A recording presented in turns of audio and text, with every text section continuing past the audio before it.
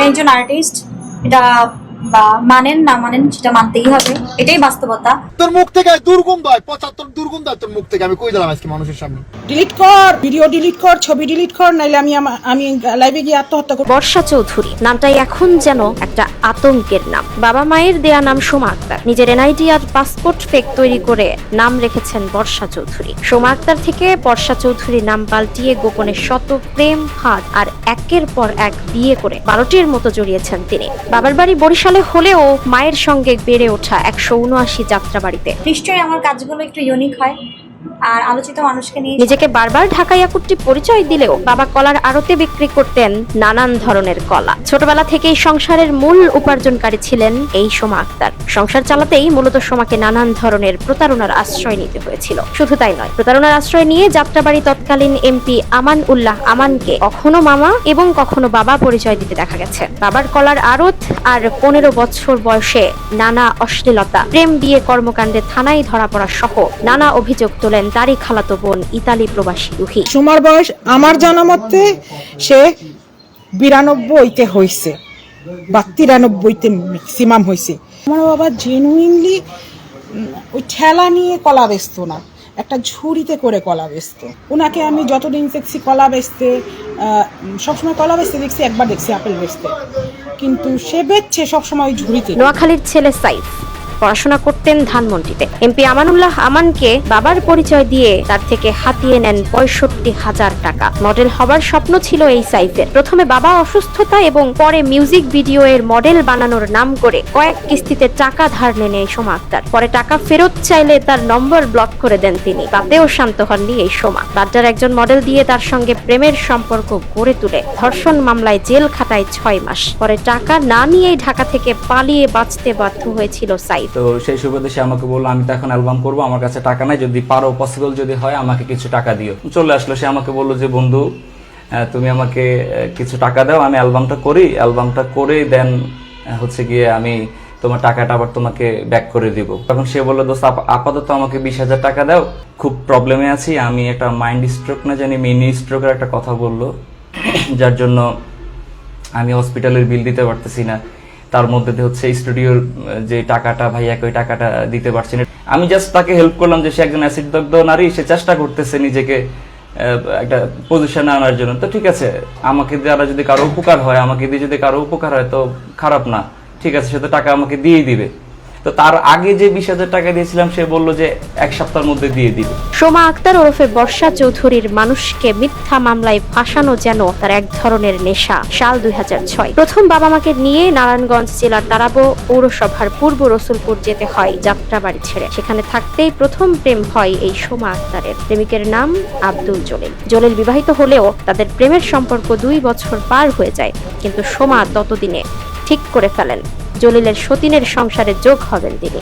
পরে কদিন পরে উনি কেরাসিন তেল ডাইলা আগুন লাগাই দিয়েছে, শরীর পুরা শরীর কি হয়ে গেছে, জ্বলে গেছে।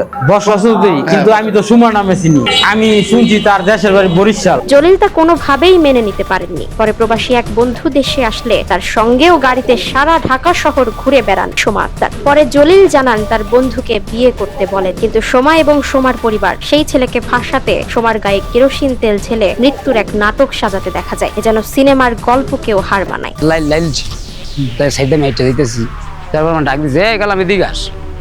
তো গেলাম, কয় বাইতে এক জগ পানি নিয়ে, তো আমি এক জগ পানি আনতাম গেছি, পানি আনতে যাওয়ার পরে বাড়ির মধ্যে চিলাচিলি হাউ কাউ মাও মা হইতেছে। শুধু তাই নয়, জলিলকে ব্ল্যাকমেল করে লাখ টাকা হাতিয়ে নিতে মিথ্যা অ্যাসিড মামলায় জেলে পাঠানোর পরিকল্পনা করেন এবং জলিলকে র‍্যাব দিয়ে ক্রস ফায়ার করে 2 বছর পঙ্গু রাখেন, সঙ্গে জেলেও পাঠান। তাতেও শান্ত হননি সোমা আক্তার এবং তার পরিবার। জেলের পক্ষে কথা বলতে আসলে আরেক বন্ধুকে সোমার মা বাদী হয়ে একটা ধর্ষণ মামলায় জেলে পাঠায়। পরে 3 মাস যেতেই সোমা আক্তারের গায়ের জামা সিআইডি তদন্তে কেরোসিন তেল আলামত এলে জলিলের 6 বন্ধুকে বেকসুর খালাস দেওয়া হয়। আচ্ছা আচ্ছা। আর এইটার মধ্যে কচুগাত, এইটার মধ্যে আপনার জর্জের কাপড়টা পাওয়া গেছে, চেক ওই এলাকার পাশে সাক্ষী দিছে, হ্যাঁ, কাপড় লতা বর্ণনা দিছি আমরা আসামি আঙ্গ রিমান্ডে নিচ্ছে। আমরা কইছি আর কাপড় ছিল, জর্জের জামা পরানো ছিল, তার জন্য এই জর্জের জামা এই মেশিন দ্বারা আছে না, কি মেশিন জানি কয় এরা নিয়ে আসছে সেটা বলতে হয় না। যে জায়গায় কাপড়ের ইজি হয়েছে এই টু টু টু টু আওয়াজ দিতে, আওয়াজের পরে গিয়ে কাপড় প্যাকেট তুলতে বার করে যেমন এই কোটের মধ্যে কাপড় নিয়েও করা হয়েছে। চেহারা তেমন ভালো না থাকায় সোমাকে বিয়ে করতে রাজি হননি কেউই। পরে গলা থেকে লঞ্চে চাকরি করা বরিশালের শাহজাহানের সঙ্গে প্রথম বিয়ে দেন পরিবার, কিন্তু সোমাকে বাসর রাতে দেখেই পালিয়ে যায় সেই শাহজাহান। পরে বিয়ে করেন শফিকুল নামে আরেকজনকে। সেই সংসারও বেশি দিন টেকাতে পারেননি সোমা আক্তার ওরফে বর্ষা চৌধুরী, দাবি খালাতো বোন রুহিনী। প্রথমটা হলো শাহজাহান, যেটা বরিশালে বাড়ি ছিল, দোলাইপাড়ে সোমাদের পাশের বাসায় বা এক বাসায় ওরা ভাড়া থাকতো। ফার্স্টে বলছিল লঞ্চের ব্যবসায়ী, পরে দেখা গেছিল লঞ্চের কর্মচারী। আর এটা আমি ডিটেলসে বলি, হ্যাঁ একটু দাঁড়াও তোমরা। আমরা আগেও জানিয়েছি সোমার পরিবারের একমাত্র উপার্জনকারী হিসেবে তিনিই ছিলেন। কেরোসিন তেলের সাজানো নাটক গণমাধ্যমের বরাত দিয়ে অ্যাসিড নাটকে পরিণত করেন এই সোমা। পরে বিভিন্ন সংগঠন থেকে টাকা তুলে নিজেই গানের অ্যালবাম বের করে শিল্পী বনে আসেন এই সোমা আক্তার। কয়েকটি বিশ্বস্ত সূত্রের খবরে জানা যায় সোমা আক্তারের একাধিক বিয়ে ভেঙে যাওয়ায় এবং সেই সময় পরিবার চালাতে বেশ হিমশিম খেতে হয় তাকে। পরে তিনি সেক্স ওয়ার্কারের কাজে যোগ দেওয়ার খবরও পাওয়া যায়, যার প্রমাণ 2011 এর মাঝামাঝি ধানমন্ডি থানায় একটি হোটেল থেকেও পতিতাবৃত্তির দায়ে তাকে গ্রেফতারের কথাও শোনা যায়। ওদের ঘটনাটা বলেন, কলারাদের ঘটনাটা বলেন, ওর বয়স যদি এরকম হয়, তো আমার মনে হয় ওইখানে ধরা পড়ার পরেও সে এই ঘটনাটা করছিল, আমার খেয়ালে নাই। কিন্তু যদি সে নিজের গায়ে আগুন না লাগাইতো তাহলে আমাদের পক্ষে কারো পক্ষে জানা সম্ভব ছিল না তারা কলার আড়তের একটা ঘটনা আছে। এরপরও থেমে থাকেননি সোমা আক্তার। সঙ্গীত জগতে গান আর নানান চড়াই উতরাই পার করে তৃতীয় বিয়ের পিড়িতে বসে জাবেদ আলীর সঙ্গে, যা কিনা জারার আসল বাবা। সোমার চরিত্র আর নিজের বেহায়াপনা জীবন যাপন চালানোর কারণে সেই সংসার 2 বছরের বেশি রাখতে পারেননি তিনি। পরে বিয়ে করেন কিবোর্ডিস্ট কৌশিক নামের একজনকে। বিভিন্ন শোতে কৌশিক ছিল তার স্টেজ পার্টনার। তারা মূলত যাত্রাবাড়িতে থাকতেন একটি ভাড়া বাসায়, যা অকপটে স্বীকার করেছেন সোমার মা। কৌশিকের পর পুরান ঢাকায় এক বুড়োর সঙ্গে 6 মাস লিভিং এ থাকার কথাও শোনা গেছে সোমা আক্তারকে, যে কিনা বাস স্ট্যান্ডে সোমাকে রেখে পালিয়ে গেছেন। এর মধ্যে 2018 সালে পঞ্চম প্রেমিকের সাথে দেখা হয় নোয়াখালীর বসুরহাটের ছেলে জ্যাকি। তাকেও নায়ক বানানোর কথা বলে প্রায় 1,15,000 এবং দামি মোবাইল হাতিয়ে নেন এই সোমা।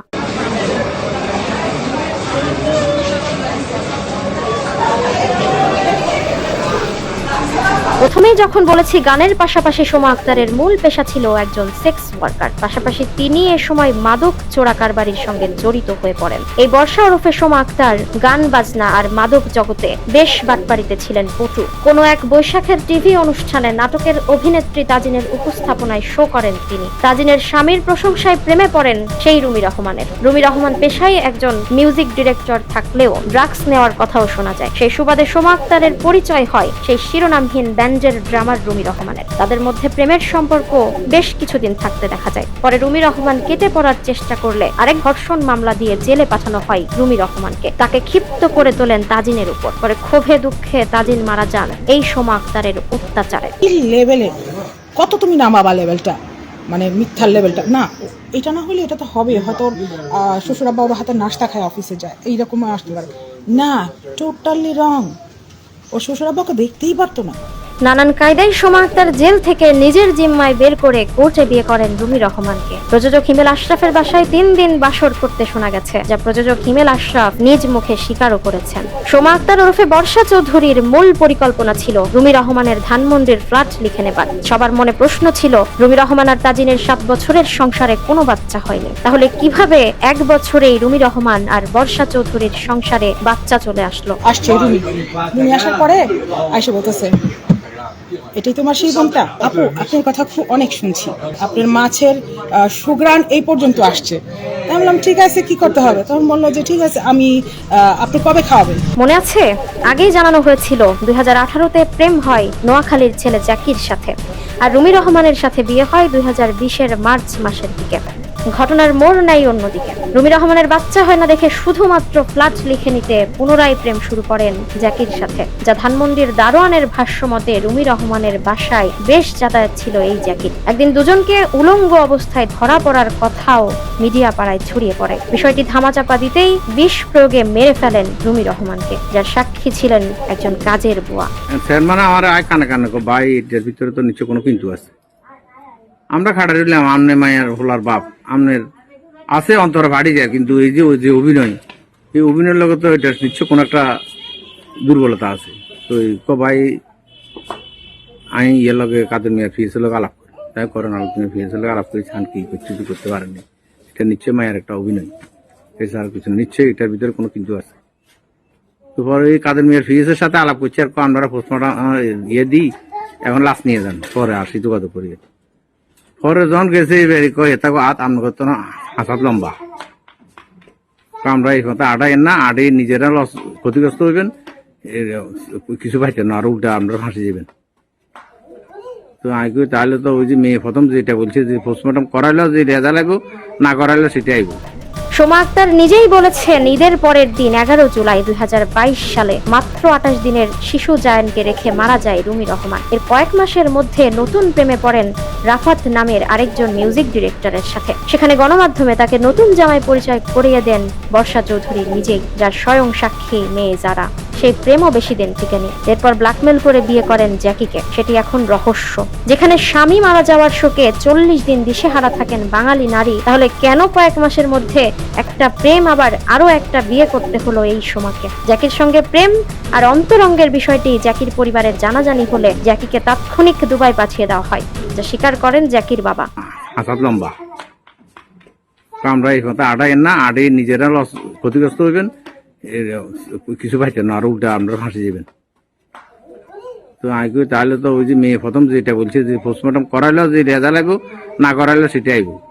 নাকি হে প্রধানমন্ত্রীর কথা ছাড়া কিছু, ওই যে যারা ডাক্তার রিপোর্ট সব প্রধানমন্ত্রীর নিজে। কিন্তু সোমা আক্তার জ্যাকিকে লন্ডন নিয়ে যাবার কথা বলে চট্টগ্রাম এয়ারপোর্টে পুলিশের মাধ্যমে এবং থানায় জিম্মি করে কাজী ডেকে বিয়ে করেন। তৎকালীন ফ্যাসিস্ট সরকারের যুব মহিলা লীগের একজন সক্রিয় নেত্রী ছিলেন এই সোমা আক্তার। নানান এমপি মন্ত্রীদের ক্ষমতা কাজে লাগিয়ে পুলিশের মাধ্যমে নানান সুবিধা নিতেন তিনি, এবং একের পর এক হয়রানি মামলা দিতেন অনেককে। আর আমি নিজেও যেহেতু ছাত্রলীগ করে এই মুহূর্তে আমি যুব মহিলা লীগে আছি, আওয়ামী লীগের সাথে কিন্তু অতপ্রত ভাবে আমিও জড়িত। জ্যাকিকে জোরপূর্বক বাসায় রাখতেন একটি অশ্লীল ভিডিওর ভয় দেখিয়ে, কারণ জ্যাকি তার পরিবারকে ভয় করতেন। এমনকি আরেকটি সেক্স ওয়ার্কার দিয়ে প্রেমের নাটক সাজিয়ে জ্যাকিকে যাত্রাবাড়ি থানায় একটি জিডি করান সোমা আক্তার নিজেই। পরে জ্যাকি ভয়ে পালিয়ে কক্সবাজার চলে গেলে সেখান থেকে ডিবি পুলিশ দিয়ে বাসায় ধরে আনার কথাও জানা গেছে। ডিবি পুলিশ দিয়ে ধরে আনা, পুলিশ দিয়ে থানায় জোর করে বিয়ে করেও শান্ত হননি সোমা। যাত্রাবাড়ির নিজ বাসায় কারেন্ট শক দিয়ে মেরে ফেলেন তাকে। পরে গলায় ফাঁস দিয়ে আত্মহত্যার নাটক সাজায় সোমা আক্তার। ঢাকা মেডিকেল থেকে 3 লক্ষ টাকায় মিথ্যা রিপোর্ট বানান এই সোমা আক্তার, যার সাক্ষী দিয়েছেন আওয়ামী লীগের সাবেক সাধারণ সম্পাদক ওবায়দুল কাদেরের পিএস। জ্যাকি হত্যার আরেক সাক্ষীও ছিলেন সেই রুমি রহমানের কাজের বুয়া, যার নাম সেতু, যে কিনা জায়ানকে এখনো দেখাশোনা করেন। জ্যাকি মারা যাওয়ার বিষয়টি এখন আদালতে মামলা চলমান রয়েছে। অনেক সময় আমার কাছে কল দিত বিয়ে রাত্রের বেলা, বাইরে যাইলে আমি বাইরে আইসি বাজার করবে, মানে সামনে কোনো সময় কল দিত। কল দিলে জিজ্ঞেস করলে বাইরে ঘরে থাকলেও কল দেন, বাইরে কিনলে কল দেয় না, ঘরে থাকলে ফোন ধরতে দেন না, আরে কয়তো বেশি ফোন ইয়ে করি না। এগুলো কোনো সময় আমি জিজ্ঞাসা করি না। আমি বলছি সবসময় তো বলতাম যে মেয়েটা কুটিপতি, মনে হয় টাকা পয়সা অনেক কিছু আছে, কিন্তু তারপরে মানে কল দিলে খালি কয়তো টাকা পাঠায়, টাকা পাঠাইছে। আমরা একটি টিম রুমি রহমান আর জ্যাকির বিষয়ে ধানমন্ডির 5 নম্বর রোডের বাসায় গোপন সূত্রে খবর নিতে গেলে আগের বাসার দারোয়ান তার কিছুটা সত্য তুলে ধরেন। বলেন, রুমি রহমান মারা যাবার আগেও একাধিক পুরুষ এই ফ্ল্যাটে আসা যাওয়া করত। একদিন হাতে নাতে রুমি নিজে ওই মহিলাকে উলঙ্গ অবস্থায় ধরেছিল। শুধু তাই নয়, রুমি রহমান মারা যাবার পর রুমির বোন বাসায় এসে তাকে অনেক গালিগালাজও করেন এবং ধানমন্ডির বাসা থেকে সোমা আক্তারকে ঘাড় ধরে বের করে দেওয়া হয়। এরপর তাকে আর দেখা যায়নি। যদিও রুমি রহমানের বোন একজন পেশায় ডাক্তার, এই বিষয়গুলো নিয়ে তিনি আর কথা বলতে রাজি নন। পরে সোমা আক্তারের ছেলে জায়ানের ভরণ পোষণ পেতে আদালতে একটি মামলা দায়ের করেন। সেই মামলার রায়ে প্রতি মাসে বাসা ভাড়া 20,000 টাকা দেওয়া হয় জায়ানকে, এবং জায়ানের 18 বছর পূর্ণ না হওয়া পর্যন্ত সেই ফ্ল্যাট কারো হবে না বলে আদালত থেকে একটি রায় দেওয়া হয়েছে। শুধুমাত্র তাই নয়, ফ্ল্যাট আর রুমি রহমানের বাবার সম্পত্তি হাতিয়ে নিতে কোর্টে এফিডেভিট করে যারা জাবেদের নাম চেঞ্জ করে রুমি রহমানের নাম বসানো হয়, যার প্রমাণ সোশ্যাল মিডিয়াতে সোমা আক্তার নিজেই দেখিয়েছিলেন। শেষমেশ হাতে কোনো কাজ না থাকায় ধন্না ধরেন চিত্রনায়ক ও পুলিশের সদস্য জিএ তায়েবের। পরে তাকে ফাঁসাতে চিত্রনায়িকা আনহা তামান্না নামের এক মেয়ের অশ্লীল ভিডিও দিয়ে একের পর এক ব্ল্যাকমেল করেই নতুন পথ চলা শুরু হয় এই সোমা আক্তারের, যা নায়িকা তামান্না আগের জামাই এবং ডিবির নাজমুলের সহায়তা নেন বলে বর্ষা নিজ মুখে অকপটে তা স্বীকার করেন আকাশ নিবিড়ের কাছে। তোর মুখ থেকে দুর্গন্ধ হয়, 75 দুর্গন্ধ তোর মুখ থেকে, আমি কই দিলাম আজকে মানুষের সামনে। আরো বলবো, ওয়েট কর, ওয়েট অ্যান্ড সি। এরপর শিল্পী সমিতির অনুষ্ঠানে দিয়ে তায়েবের প্যানেল পরিচিতির সময় ধাক্কা লাগে আরেক নায়ক রাসেল মিয়ার সাথে। সেখানেই দুজনের অষ্টম প্রেম শুরু হয় এবং বিয়ে করেন চিত্রনায়িকা রত্না কবিরের বাসায়। সেখানে উপস্থিত ছিলেন দিয়ে তায়েব ও প্রযোজক হেলেনা জাহাঙ্গীর।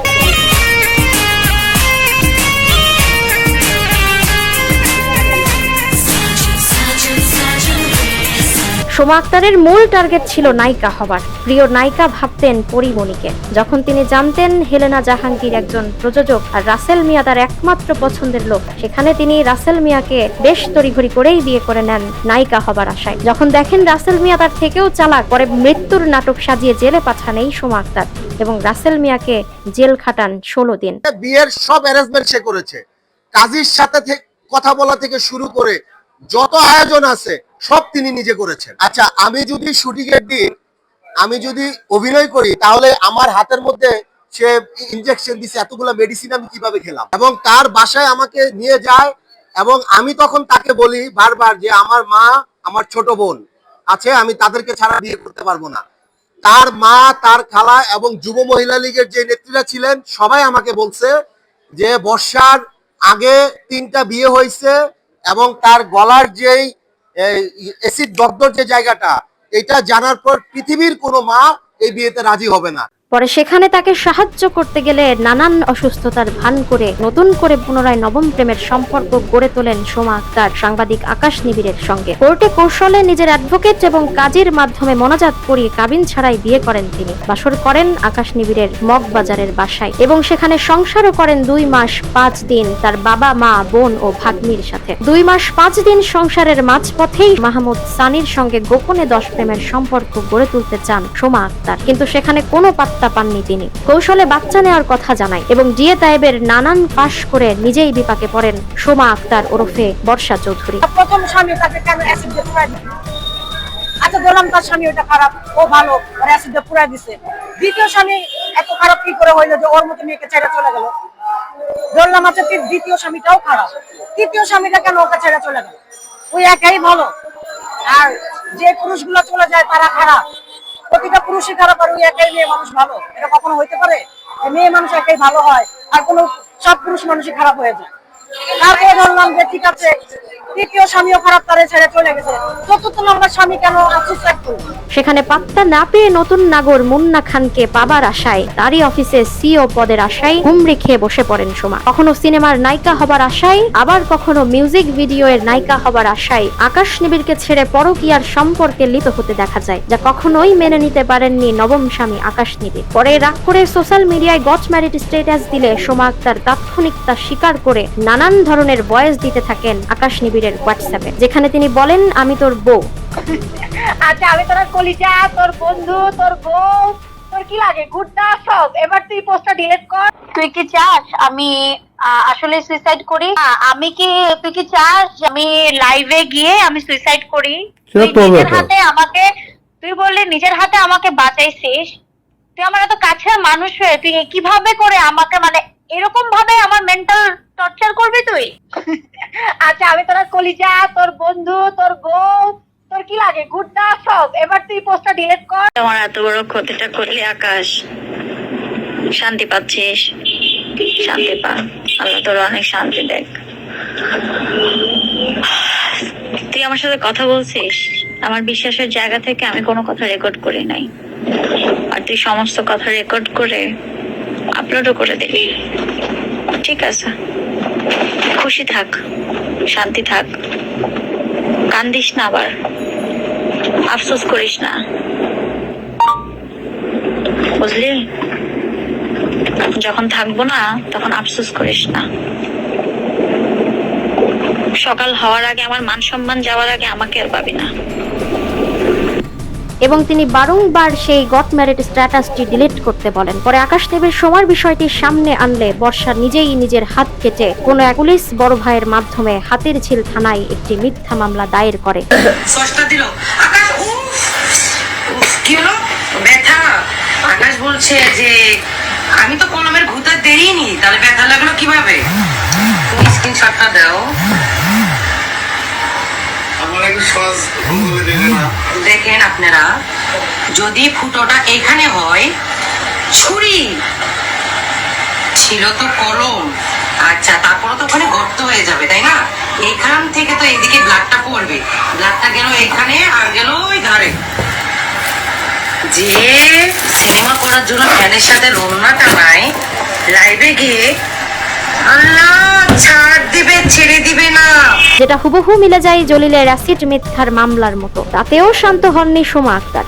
আসামি বানিয়ে 4 দিন জেল খাটায় আকাশ নিবিড়কে। এ পর্যন্ত যার কোনো সত্যতা পাওয়া যায়। নিজের বিয়ে নিয়ে সোমা আক্তার প্রতারণা করলে পরে আকাশ নিবিড় আদালতের দ্বারস্থ হন। বিষয়টি দীর্ঘ 4 মাস পর কাজীর তথ্য মতে অক্টোবর বিকেল 3টা নাগাদ অ্যাডভোকেট শরীফ আমাকে ফোন দিল ঢাকা বাড়া যাওয়ার জন্য ওনার চেম্বারে।